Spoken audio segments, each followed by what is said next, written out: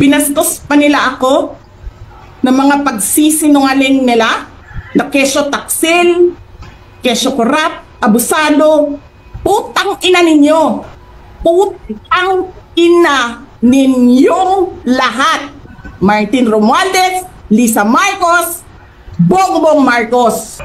First time po talaga nating marinig, no? First time, no? First time, di ba? First time po nating marinig si VP Sara, guys, na talagang malutong.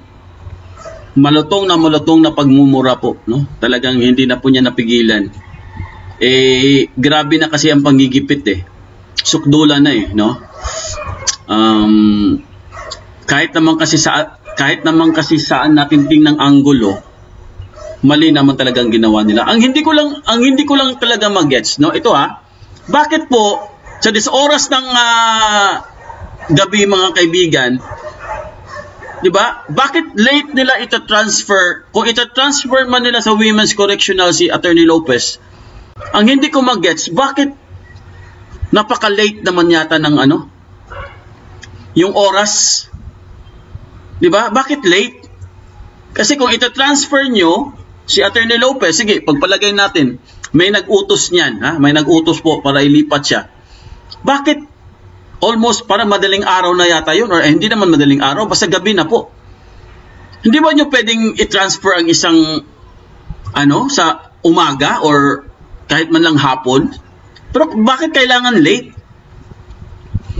Di ba? Doon ako nagtataka eh. Sino ang nag-utos diyan?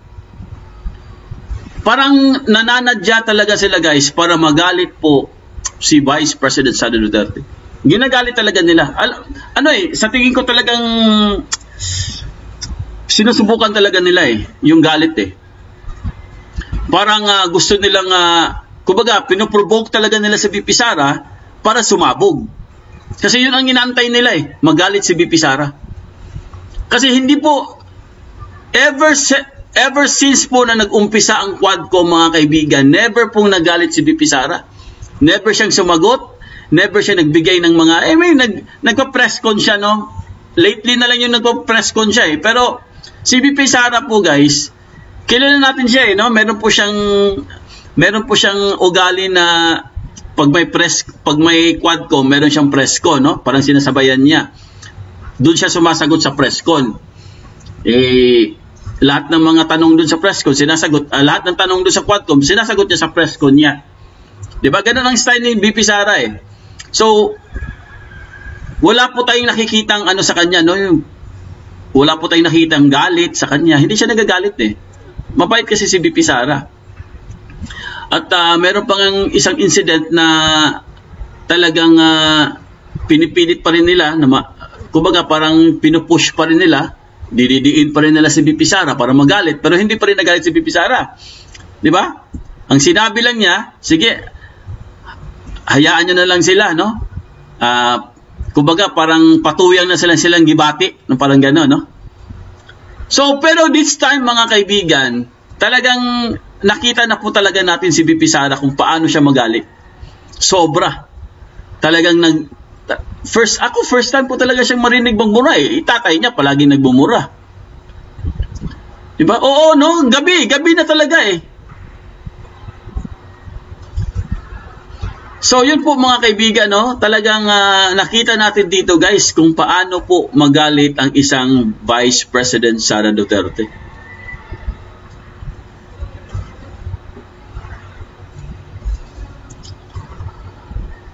Ewan ko lang kung sino po talaga ang nagplano niyan.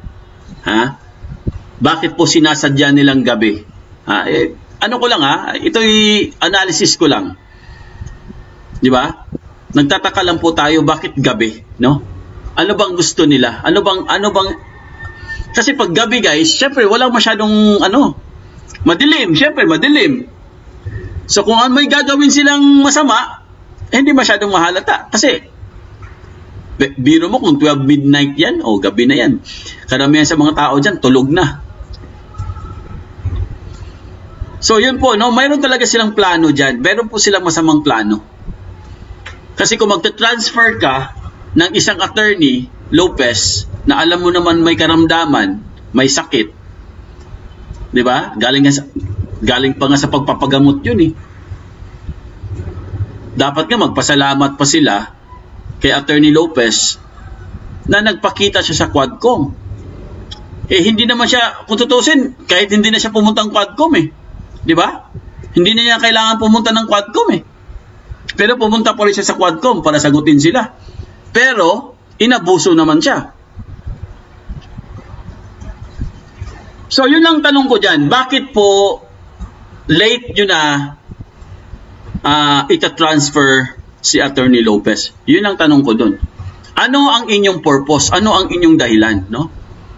Ano ang inyong plano? Malamang sa malamang, mayroon talaga sila masamang plano dun. Diba? Kumbaga mga kaibigan, ang tao kasi guys, kahit sobrang bait yan, no? Kahit sobrang bait, pero pag sumobra na po kayo sa abuso, talagang sasabog po. Kahit sino. Diba? Kahit sino po, sasabog talaga mga kaibigan. Kahit sabihin nyo pa na si BP Sara po ay isang kumbaga, si BP Sara kasi guys, kasi professional siya eh. Alam niya, no? Alam niya kung kailan siya magagalit. Ito nga, sobra na kasi ang ginawa eh. Isa pa, si Attorney Lopez po, bumigay din, no? Bigla din nawala ng malay. Lalong nagalit si BP Sara at walang tumulong sa kanila. Hindi man lang sila tinulungan. Di ba? Kasi ang pagmumura po ng isang tao, mga kaibigan, hindi naman ibig sabihin, pag nagmura ka, masamang tao ka na, hindi po. Hindi po lahat, no? Hindi po lahat. Katulad ni Tatay Digong, mahilig magmura. Hindi po lahat. Kasi ang Bisaya, guys, ang mga Bisaya po, ako Bisaya po ako, mahilig talagang magmura ang Bisaya. Pero hindi po PI. Ang mura po sa Bisaya, sa amin mga kaibigan, yung yawa ka. Mahilig kami sa ganun eh. Yawa dyan niya eh. Yawa? Ano ba? Pastil lang, yawa abiyan ni. Ha? Yawa! Ganun. Mahilig talaga kami sa ganun. Bawat salita, meron talagang mga ganun, no? Kahit yung mga tito ko, mga lolo ko. Kasi yun talaga ang parang ng Bisaya eh. Kahit si Duterte ganun eh. Yawa ka. Ano ba? Ano ng mga Bisaya, di ba? Yawa ka. Pero syempre guys, nagulat po tayo dahil syempre, no? PI na po, no? PI. Normal lang po ang PI. Lalo na po itong ginawa ni BP Sara, normal lang po 'yan. Dahil nilalabas lang niya ang kanyang sama ng loob sa pagtrato sa kanila nitong bangag na gobyerno. Oo, nakakapanlumo talaga. Grabe. Kasi nga, hindi naman siya convicted eh. Hindi naman kriminal si Attorney Lopez. Bakit ba kayo ganyan, ha? Yung mga vlogger dyan, ha? Kayong mga vlogger, mga Insaymada vlogger, hindi naman kriminal yan si Lopez. Bakit nyo siya ginaganyan? Mas kriminal pa nga yung iba dyan eh. Si Tambaloslos, kriminal yan. Di ba? Si Castro, kriminal. Convicted eh.